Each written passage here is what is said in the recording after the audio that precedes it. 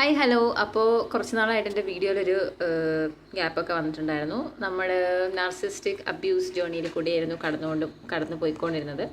അപ്പോൾ ഇപ്പോൾ നമ്മൾ ഈ അടുത്ത് അനുപമ പരമേശ്വരൻ്റെ ഒരു വീഡിയോ ആണല്ലേ, ഒരു ഇൻ്റർവ്യൂ വീഡിയോ ആണ് നമ്മളെല്ലാവരും ഭയങ്കര കാര്യമായിട്ട് എടുത്തിരുന്നത്. അതിൻ്റെ അത് അവർ ക്ലിയർ ആയിട്ട് നാർസിസ്റ്റിക് അബ്യൂസിനെ പറ്റി വളരെ വളരെ ക്ലിയർ ആയിട്ട് പറയുന്നുണ്ട്. പക്ഷേ അതിൻ്റെ അത് അവർ ഗോ ത്രൂ ആയത് അതൊരു ലവ് റിലേഷൻഷിപ്പ് ആയിരുന്നു. അപ്പോൾ അതിൻ്റെ നിന്ന് അവർക്ക് കട്ട് ചെയ്ത് കംപ്ലീറ്റ് ആയിട്ട് പുറത്തേക്ക് വരാൻ പറ്റി. പക്ഷേ സംടൈംസ് നമ്മുടെ വൺ ഓഫ് ദ പേരൻറ്റോ അല്ലെങ്കിൽ നമുക്ക് ഒഴിവാക്കാൻ പറ്റാത്ത ഫാമിലിയുള്ള ആരെങ്കിലും ആണ് അങ്ങനെ ഒരു നാർസിസ്റ്റിക് ട്രെയ്റ്റ് ഉള്ള ഒരാളാണെങ്കിൽ നമുക്ക് ഭയങ്കര ബുദ്ധിമുട്ടായിരിക്കും പുറത്തേക്ക് വരാൻ, വർഷങ്ങളെടുക്കും. എസ്പെഷ്യലി നമ്മുടെ പേരൻസ് ഒക്കെ ആണെങ്കിൽ നമ്മളൊരു ഇൻഡിപെൻഡൻ്റ് ആയി നമ്മുടെ സ്വന്തം കാലിൽ നിന്ന് നമുക്ക് ഈ വിഷയം മനസ്സിലായി അതിനുവേണ്ടി നമ്മൾ റിസർച്ച് ചെയ്ത് പഠിച്ച് നമ്മളിൽ നമ്മൾ മാറ്റങ്ങളൊക്കെ കൊണ്ടുവന്ന് അങ്ങനെ ഒരുപാട് സമയമെടുക്കും. എനിക്ക് അൺഫോർച്ചുനേറ്റ്ലി എൻ്റെ ലൈഫിലെ നാർസിസ്റ്റ് എന്ന് പറയുന്നത് വൺ ഓഫ് മൈ പേരൻസ് ആണ്. ആൻഡ് ഈ നാർസിസ്റ്റ് ഒരു ഫീമെയിൽ ആണെങ്കിൽ അത് അവർ ടാക്കിൾ ചെയ്യാൻ ഭയങ്കര ബുദ്ധിമുട്ടായിരിക്കും.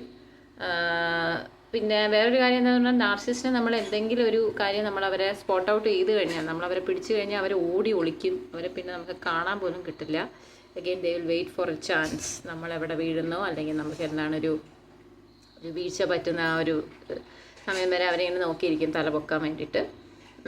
പിന്നെ വേറൊരു കാര്യം എനിക്ക് പറയാനുള്ളത്, നാർസിസ്റ്റിനെ ഡീൽ ചെയ്യുന്നതിൻ്റെ ഒപ്പം തന്നെ നമ്മൾ ഡീൽ ചെയ്യേണ്ട ഒരാൾക്കാരാണ് ഫ്ലൈയിങ് മങ്കീസ്. അതായത് നാർസിസ്റ്റിൻ്റെ ഒരു ബറ്റാലിയൻ ഓഫ് അവരുടെ കുറച്ച് കൂട്ടുകാരുണ്ട്. അവർ പറയുന്ന സ്റ്റോറികളൊക്കെ വിശ്വസിച്ച് അവരുടെ എല്ലാ പോക്കറ്റിനും കൂടെ നിൽക്കുന്ന കുറച്ച് ആൾക്കാർ.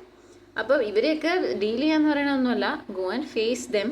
അതാണ് അതിൻ്റെ ഏറ്റവും വലിയ മരുന്ന്. ഈവൻ അനുപമ പരമേശ്വരൻ്റെ വീഡിയോയിൽ പോലും അവസാനം അവർ പറയുന്നത് എന്താണെന്ന് വെച്ച് കഴിഞ്ഞാൽ, ആ ആളെ ഇവർ ഫേസ് ചെയ്തു, അവരുമായിട്ട് സംസാരിച്ചപ്പോൾ she could see the mask coming out എന്നാണ് പറയുന്നത്. അപ്പം നമ്മളും നാർസിസ്റ്റിനെ ഫേസ് ചെയ്യാൻ നമ്മൾ ഒരിക്കലും പേടിക്കരുത്, പ്രൊവൈഡഡ് നമ്മൾ നമ്മുടെ ബൗണ്ടറീസ് എപ്പോഴും ക്ലിയർ ആക്കി വെച്ചിരിക്കണം. നമ്മൾ സെൽഫ് ഗ്രോത്തിലും അതുപോലെ തന്നെ നമ്മുടെ ഡെവലപ്മെൻറ്റിലും നമ്മൾ വളരെ ഫോക്കസ്ഡ് ആയിരിക്കണം എപ്പോഴും. എന്ത് നാർസിസ്റ്റിക് ഫൈറ്റ് ചെയ്യുമ്പോഴും എന്ത് ചെയ്യുമ്പോഴും നമ്മുടെ ഗ്രോത്തിൽ നമ്മൾ ഫോക്കസ് ചെയ്യുന്നുകൊണ്ടായിരിക്കണം ഇതൊക്കെ ചെയ്യുക.